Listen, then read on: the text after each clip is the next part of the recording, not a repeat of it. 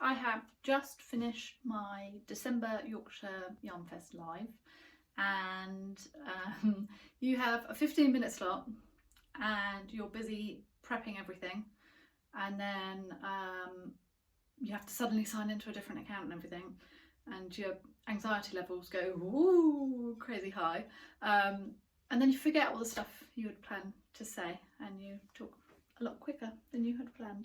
So I thought, to counteract that and to kick off a new and more dedicated podcasting series, I would come over onto YouTube and just kind of more calmly go through what I wanted to discuss, and sort of catch up properly. So this is going to be the first of a more organised series of podcasts. I'm going to be doing them all from the new yarn shop here on my family farm. I have my own dedicated dye space now, so I've been dyeing yarn every day, and we've got a big era, you know, the old-fashioned eras, and so I've got yarn on there all day drying, and yeah, it's just so much better. I've got space here for all the dry clean work, space there for all the messy wet work, and it's just taken, not that running a lovely hand-dyed indie yarn shop is stressful, but it's taken any stress there was out of it, so that's really, really nice. Means I can, you know, dye pretty much every other day, and then I've got loads of stock and I'm not rushing to catch up on things at weekends or trying to use the kitchen when the family are at home to dye, or trying to dye outside and then it rains, and you know, all these things. So yeah, much more set up to be professionally dyeing now. We've got a full yarn display going on here, and yeah, so I'm going to be doing a podcast. I'm going to be getting proper editing software and everything. I'm going to be doing it, I've been watching a load of the Vlogmas stuff, like Corner of Craft and things like that, and I just really enjoy being able to spend that time with somebody who's into a lot of the stuff that you're into, and hear about their day and stuff. With everything with COVID and working from home, you just don't have that same relationship with a lot of people that you did previously, where you can sit for an hour with them and talk about everything and anything, and hear, you know, like updates over the days of something they're doing, and you know, that they've got their Christmas tree, or they were going to go get the Christmas tree and now it's done, and then I like having that time with somebody. I miss that, and it's really, really nice to have that, and Vlogmas has made me realise that actually these podcasts can be that. So yeah, I'll be doing more of that, I think, because I've built some really great friendships with people that buy my yarn and people that do the shows with me and things like that. So yeah, lots of like-minded people. So I wanted to talk a bit more in depth about yarn dyeing techniques and how they knit up. So I was showing, it's not one of my colourways that I sell. This is a Christmas tree colourway that Oscar asked me to dye on. Oscar's our eldest son, he's 10, just to give you some background, because I don't think I've ever really properly said that. He asked it to look like a Christmas tree, so it would be green with then stripes of like Christmassy colours to look a bit like a Christmas tree decorated. I probably should have gone more green with just speckles of colour, but I got a bit carried away with the traditional Christmas colours, because I've gone really deep golds and reds, and you know, that deep blue that you see in vintage Christmas stuff. So I got a bit carried away with that, but he's got it stripy, which is what you asked for. So what I thought was interesting is, if you look at these sections here, let me put that in the other hand and block out my face so it wants to focus.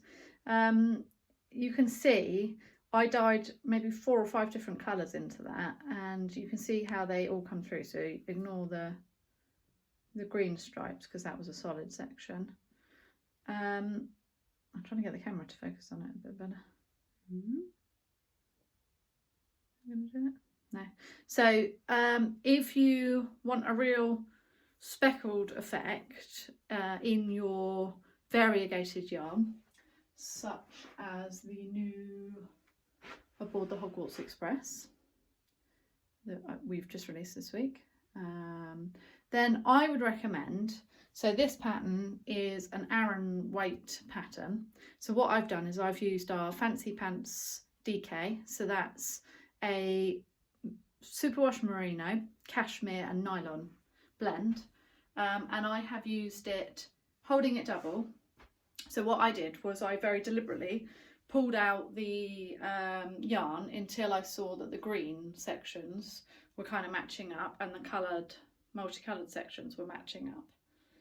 But if you want to, you don't want pooling and you want a more sort of fluid, variegated flow, and you don't want, because you know, with this top probably isn't a good example of the fault I'm trying to explain, the pooling, because what I did is exactly what I'm going to recommend now. So on this, it's difficult to tell. So this is going to be Milo's Fluffy Dog. I've got my hand down its neck like a crazy person. I was wearing it like a little jumper last night, and I think James, my husband, was looking at me like I completely lost the plot. It's like a little turkey. So I used Bold Peruvian Instant Darkness Powder. Let me get the actual base I used. Excuse me. Oh, in fact, I haven't got any of the base I used. This is the 4-ply version. So you can see it is a real navy, very similar to the colours of the new yarn shop. A real dark navy, rich blue. It's got real pops of a pinky, depending on which skein you get, like a real pink, teal and purple, and then speckles of black. So if you just knit this back and forth, just held one strand, you would get sections where, you know, maybe depending on what circumference you're knitting, if you're knitting in the round, or what length width you're knitting, if you're knitting straight needles, you would get sections where maybe the pink keeps predominantly popping up, because the reality is when it's dyed, I'm going to put all those down so I can show you what I mean. When it's, in fact, shall I just undo one of those? That might be the easiest way to show you. When it is dyed, you dye the skeins in skein form, which means that depending on how you put them in the dye bath, you're going to get a section here which is always going to be that lighter colour, and a section here that's always going to be the more tealy colour. So when you knit, that means that you're going to get a section come up repeatedly the same distance of skein, one run of skein round. So if my circumference of my round knitting ends up being stitch wise the exact circumference of this, then I'd get pooling, which is where you get the pinky purple keep showing up down the centre, for example, and it runs all the way down, and I think it can look absolutely wicked. Lots and lots of people don't like it, and that's totally understandable. It's more of a sort of funky out there look, and it's often not what you would want for lots of patterns. So what you can do to mix all of those colours up, and what I've done in this jumper, which was, oh, I'm tingling on the lampshade, which is made out of those like little shell things, I'll show you in a minute. This was dyed in the same format where it's got a pop of colour in one place and then the rest of it's another colour. I held it double, and what I did was with this one here, the crazy dog, which I'm going to hold upside down because why not, I'm holding it double, but I pulled the strands out so that they don't match. So whereas with Oscar's Cornish Pixie I wanted it to match, I've pulled them out. God, it is gone so dark here right now. I've pulled them out and I've tried to make sure they don't match. So can you see that bit there's blue, in the other strand it's pink. So you throw those together, which means as you knit, your pink section is going to keep popping up in different places, and it just really spreads out the pooling really nicely. So there's a couple of ways you can do this. One, is what I've said. Choose the yarn weight down. So if you're knitting an Aran, choose a DK and double it up and pull the strands out like I've said. So this is a 4-ply fingering weight pattern by Jen Steingast, where I completely changed the chart and did something completely different because I'm a pain. I've been watching his Dark Materials and I wanted to do the balloons, you know, like the steampunk balloons. So I thought I'd just go with it anyway. So I held a lace weight double, and obviously it doesn't mean that you buy more yarn, because a lace weight yarn will be like 700 meters long, whereas a 4-ply yarn would be 400 meters long, for example. So by holding it double, you end up with pretty much the same meterage in terms of your knitting, and you buy the same amount of yarn. So it's not more expensive, it's just a different way of doing it. Depending on what the pattern is, if it's got a lot of lace or cables, it can be a bit difficult knitting with the double. So on Fluffy, who I'm probably cursing quietly to myself in the evenings, it's difficult because I've got 2 strands of the 4-ply. It looks like a weird turkey, doesn't it? Sorry. Then I've got, it is almost Christmas though, so relevant, hey? I've got 2 strands to pick up every time, and I'm doing all these, like, obviously slip, slip, knits, knit together, increases, there's some short rows around the bum, all of this. I'm doing all of this with 2 strands, which makes it a bit harder because I always get really tight when I'm doing those fiddly bits, you know, like the wrap and turn and stuff. Particularly because you don't want like holes under the armpits, because the stuffing would come out and then Milo would be giving me the 3rd degree about my terrible toy making practices. So yeah, I want to get it right because he's a stickler for perfection, Milo is. He came through to me the other day and I had accidentally started knitting from the Cornish Pixie thing. I'd only done like half a row on this, like it said knit rows whatever. So I started just knitting the row, and he's like, "Mummy, you're on the wrong pattern. What are you doing? Why are you knitting 2 things at the same time?" So I got chastised for that brutally by Milo. He was right though, I was wrong. So, but yeah, this one's hard because I'm knitting not only with the holding double, but also with the alpaca fluff, which is a lace weight. So it doesn't really change the knit, the fabric that much.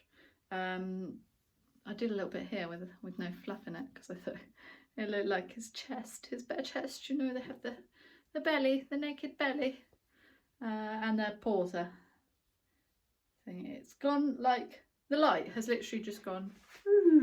It's midday. I don't know what's happening. Right now on camera, I look all right. If I look around me, the whole room is black because we've painted it such a dark blue. But anyway, so yeah, it can be a bit harder holding double if you're doing something fiddly, but you get the hang of it totally. And it totally stops the pooling, 100%.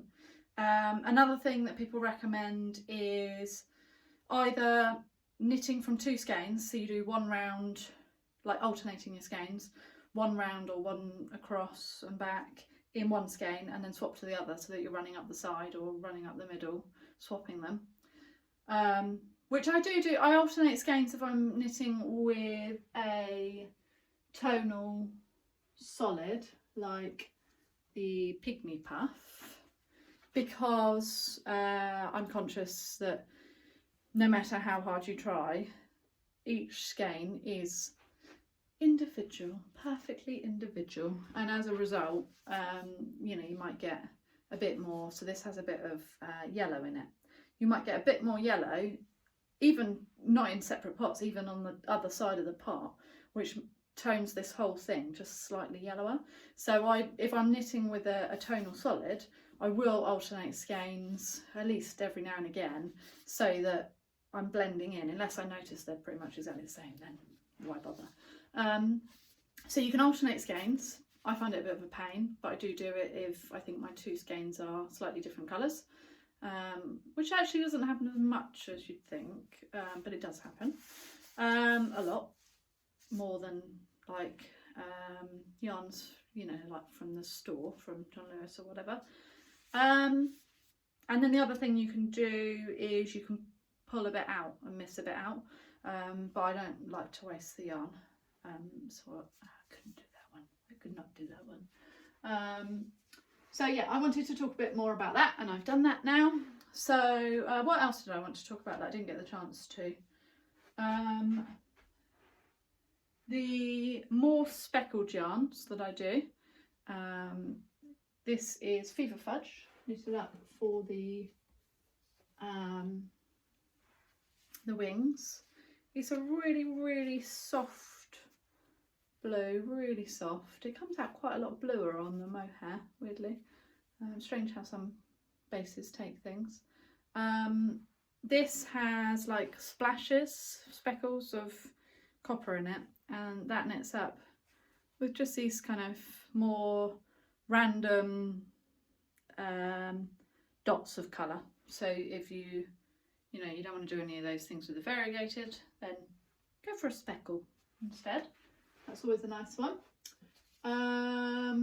Another example of the speckle. Sorry, I'm kind of wandering about, sorry. I've got it all laid out for the Yorkshire Yarn Fest, and I was holding the phone and moving it around, and then I watched the video back, and every time I went to put something away, because I was holding the phone, I was moving the phone like away so I could see what I was doing, and then the video, like everybody watching, couldn't see anything. So I put all of this out and got it all set up, and I colour coordinated it all, because I thought actually when I'm watching, rather than seeing all one base together, I want to see all one colour together and kind of think about how they go together. So yeah, I've just put you on a stand instead, and I thought I'd move around so you can appreciate the background more without me just filming this bit of the wall, which is what I did at one point on my Yorkshire Yarn Fest. So this is another example on the What Fade, which I've shown a fair amount. So admittedly, this is 6 different colourways. You've got Arthur, Ginny, the Burrow, Dawn Escape, Ford Angler Adventure, and Slytherin's Air. But within that, you can see, so this section here is all Ginny here, and there's all like different hints of colour. But overall, back here, this, if I had just knitted in that, would be a coral scarf or shawl or jumper or whatever. So that is the tonal solids. These are the ones I probably will mostly dye, because when I look at books like Emily Foden's Knits About Winter, which I cannot wait to finish my gift knitting and start knitting something from. Let me put this down, because otherwise I'm going to be all like funny and like trying to hold it. She's got some really beautiful patterns in here. See, I can just take my time on the podcast, it's much nicer. So this one here, I've just gone past the page with the picture on it, hold on. Soiree, I think it's called. My hair fluff. It's a really beautiful, simple jumper, oversized jumper, but it's got all mottled colours in it. So from far away, it's one colour, but close up, it's loads and loads of different colours. And that is, when I'm looking at knits and at other people's work, that's what I really love. So I will be focusing on that, definitely. That's a bit more of a semi-solid, but still you get the picture. It's like cohesive from a distance, but when you get up close, it's really like nature, it's just got every colour in it, and that's what I'm inspired by. So yeah, I will always be dyeing more variegated ones, like let's get the new ones out to show them a bit better, like Your Ball and Aboard the Hogwarts Express, but I'll also do lots of the more tonal ones as well, because I think predominantly when you're knitting a whole jumper without colour work, you predominantly want a more cohesive look, or I do, I know. Whereas when I'm knitting something cool, like the Cornish Pixie, I would love him to just be variegated because I think he'd look wicked, but Felix wouldn't allow that. He had to be very, very particular to match the thing. So he's so cute. Actually, what's hilarious, I'd never knitted a toy or anything like this before, and it's really quick and really easy. I'm just going to put all this yarn down that I'm holding.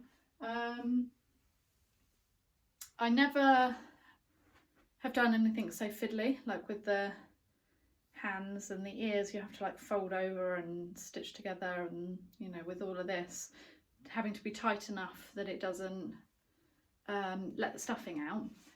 And I was not nervous, but I was a bit interested to see how well I could do it, and it actually was way easier than I thought to make it look sort of as professional as Tennis Greys from the book.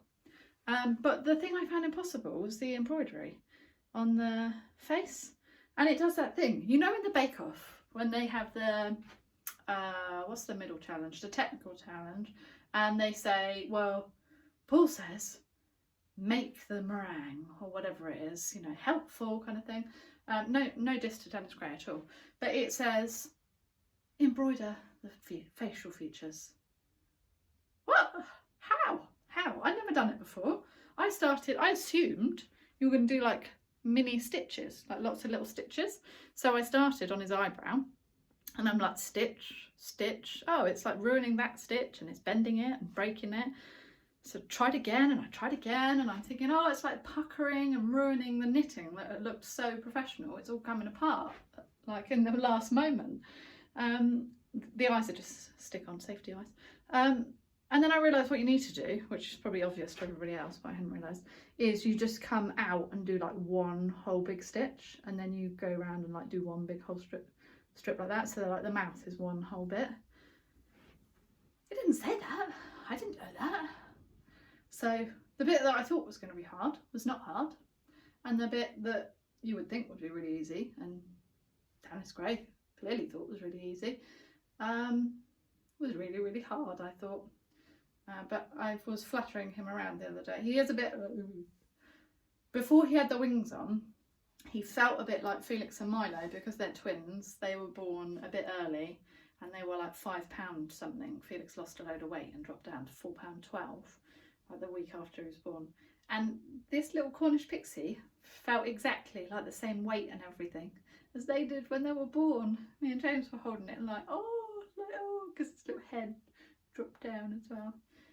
But with the ears on, it does tend to slump, the wings, sorry, does tend to slump a little bit. But maybe I should have put a little bit more stuffing in the centre.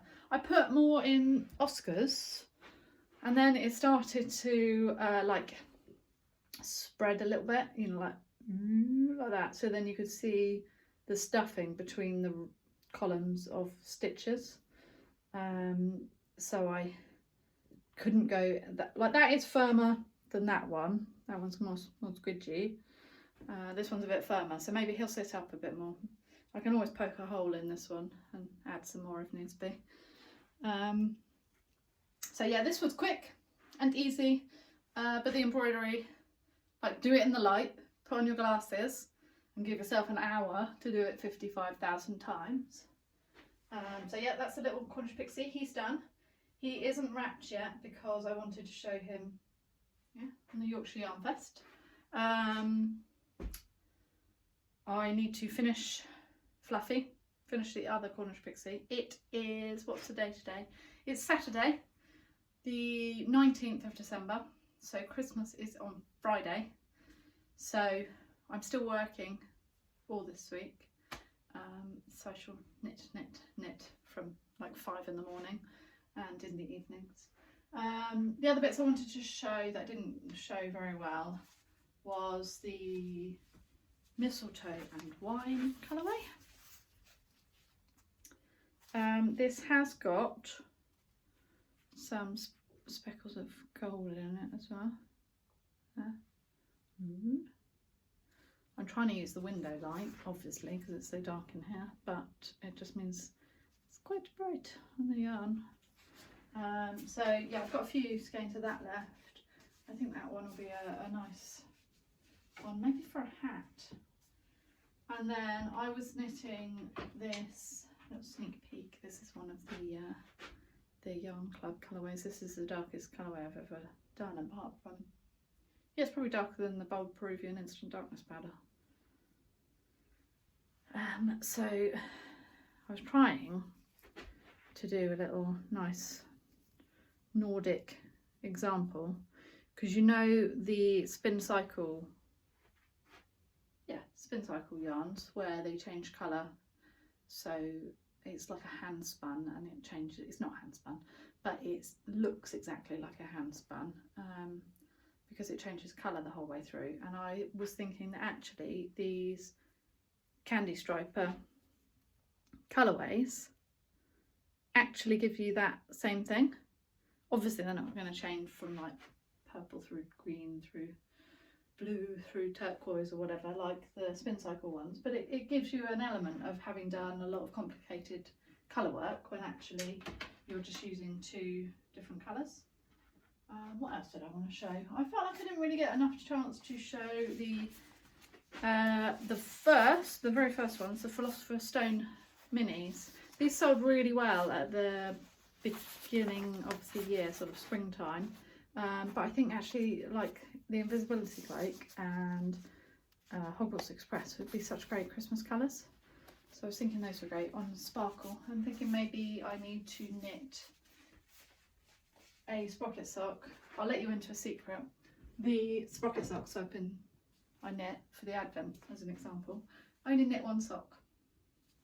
I did exactly the same with the Mermaid Avenue socks as well. I only knit one sock.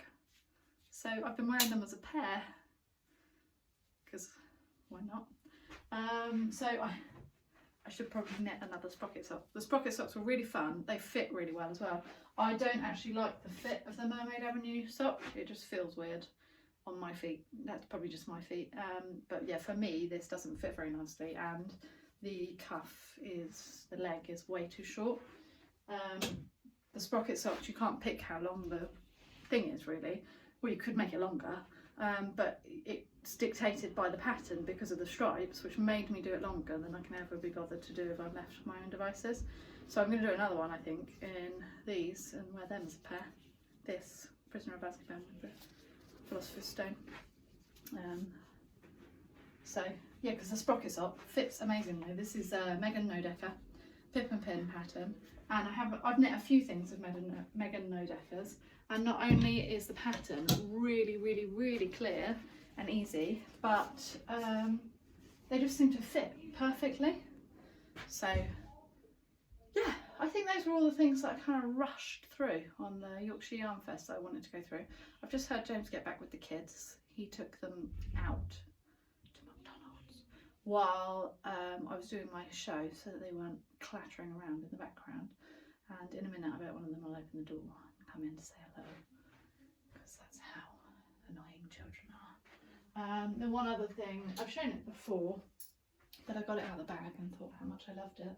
And once I've finished all these silly toys I'm having to make, well, they don't get me wrong, I am enjoying them. I'm going to finish off my Miss Serenity.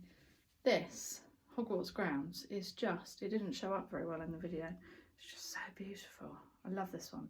It's like predominantly gold, but it has all flecks of like a soft mink, which is probably my favourite shade of purple. And even I have shots of like this petrol colour in there as well. And they only come up like once every 10 or 15 rows, and I completely love them. And so when I'm knitting, I'm like desperately waiting for another one to come up. It needs blocking. And do you know, I keep changing the needle size as well because I'm a crazy person. Because I needed the needles for my slip extravaganza, I took them off and then I started knitting on this in a different size needle. And then I put some massive needles on because I needed the needles for something else. So as a treat for Christmas, I bought myself some extra Chalgu needles from, well, James bought me some Chalgu needles, but he doesn't know it. So I I won't have to keep taking them off stuff and then knitting in random sizes on things. I don't think it'll matter because I actually want it to be looser anyway, otherwise I wouldn't have carried on knitting on it, obviously.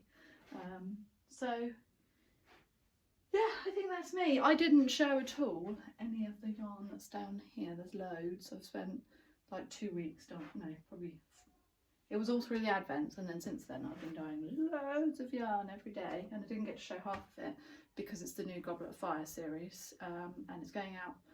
I think I'll be able to show it more after everybody's opened their Advents, because the Advents actually starts the 12 days of Christmas. So they start on Christmas Day and then go through to January 6th. And I'm sure loads of people have opened them before. Marjorie's emailed me, I know you've opened before. And some other people have emailed me and said that they snuck through and opened some bits, which like totally get. I think I would have done exactly the same.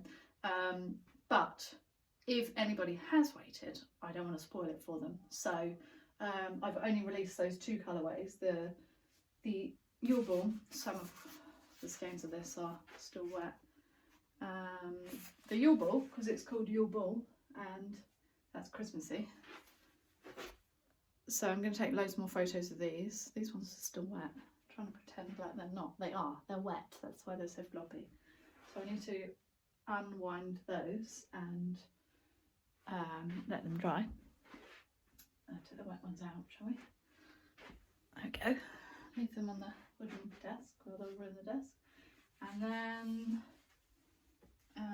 yeah, I released aboard the Hogwarts Express because I thought it was quite a nice Christmas colourway with all the greens and golds and reds.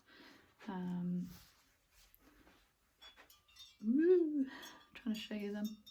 Not very well. Oh, drop one. There we go. So yeah, I released those 2, but I haven't released the rest. So I've got loads of them all up down there. I've sent loads of them out. Obviously all of them for the Advents went out ages ago. But the yarn clubs, some people have already had 6 skeins of the yarn club out of the 12. And I've sold a couple of colourways to people. Somebody I can't mention because it's going to be a gift. Have bought them, and I just sent them the pictures in advance, like privately.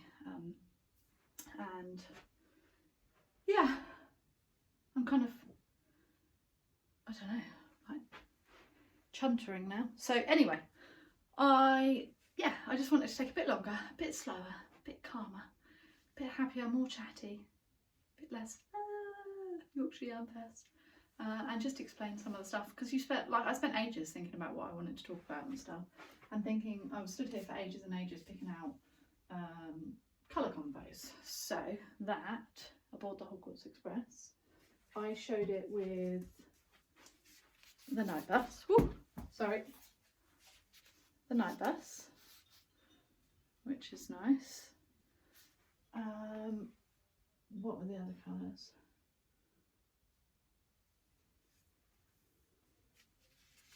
There was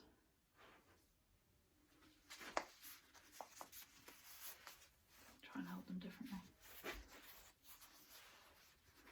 Like, how nice would that be as a combo? Any combo. I think that one would be really nice, but they kind of blend quite a bit.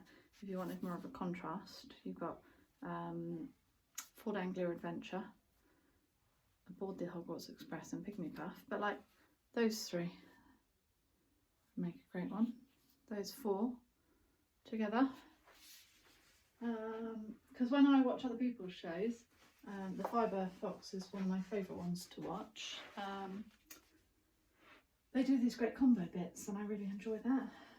And then when I get on my live show, I like freak out and forget to do the combos. So this is the Bold Peruvian Instant Darkness Powder. This, I dyed up colours that specifically go with it, so which is like Love Potion. So obviously that goes, but it's a real like pop. So if you want a crazy jumper or a shawl, perfect. If you want something more discreet though, there are softer ones, like the Pygmy Puff, which goes nicely. Or who else was it? I was looking at this with somebody the other day. No, that wasn't what I wanted, I'm sure that's the wrong one. Fainting Fancies. Again, that's quite a pop.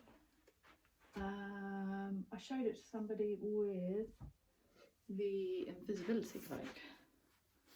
That's a nice one. There, because it brings out the teal. I'm going to be dyeing up more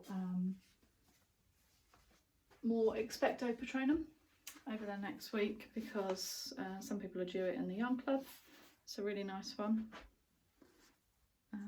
It's got real flecks of colour, but again it's predominantly blue.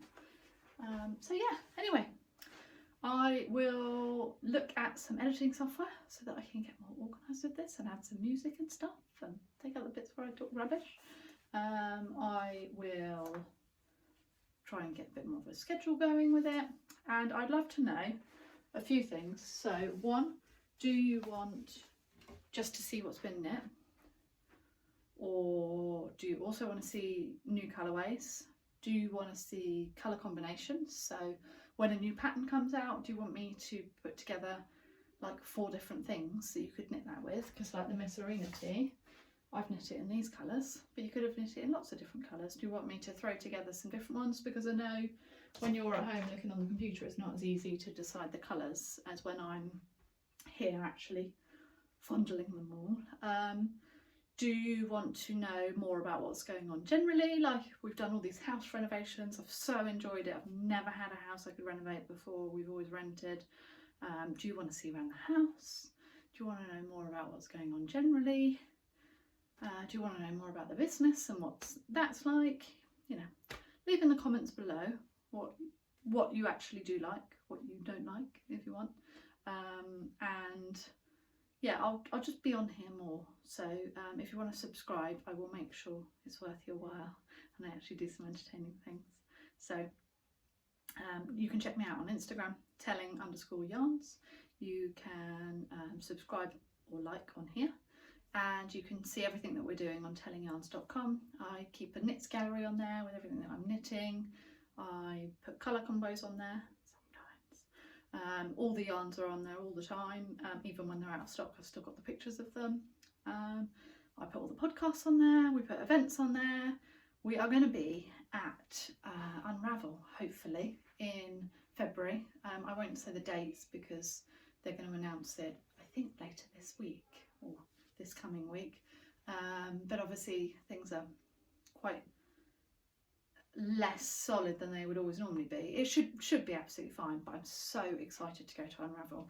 It's quite close to me. It's about an hour and a bit away, but we're looking at James and the kids coming too and renting I booked an Airbnb so that we could, because it's a 3-day fair and you set up on the Thursday. So I thought rather than being away from the kids for all that time, James could come too and we can do some stuff, maybe in the evenings, go for dinner and stuff with the kids. So we're looking at maybe doing that. So if you're remotely considering any yarn festivals this coming year, then check out Unravel. The sales go, the tickets go on sale I think later this week, so ahead of Christmas. So if you do, I will see you there. Okay,